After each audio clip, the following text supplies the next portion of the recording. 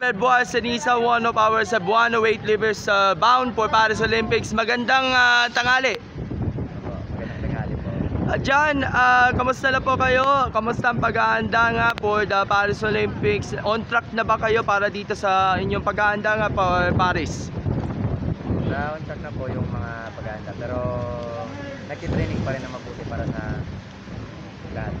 You're one of the 3 weightlifters na lalaban sa Paris Olympics. Ano ba yung pakiramdam nyo na ito nga, nakaabot nga dito sa biggest multi-sports event in the world, and of course, this is your first time magde-debut ka para dito sa Paris. Ano ang pakiramdam nyo na nakuha nyo yung spot sa Paris? Yeah, masaya naman. Masaya yung makuha yung spot ng Paris. As for us, all for the first time yun talaga is pakiramdam mo na ito ang pinakamataas na kompetisyon sa lahat. John, ano ba yung of course sabihin natin makikita ninyo dito sa inyong training, although nagte-training ka sa Rizal Memorial at meron kayong balak na magpa-train dyan sa may Taipei, binahagi niya ni Kong Monico kanina sa PSA Forum. Ano yung mga babahagi nyo?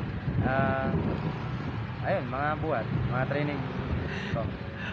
Barang aalis ka na ata, so yung mensahe na lang sa lahat ng mga taga-suporta niyo po. Thank you lahat sa nang suporta. Patuloy niyo na pagsuporta para sa Pilipinas.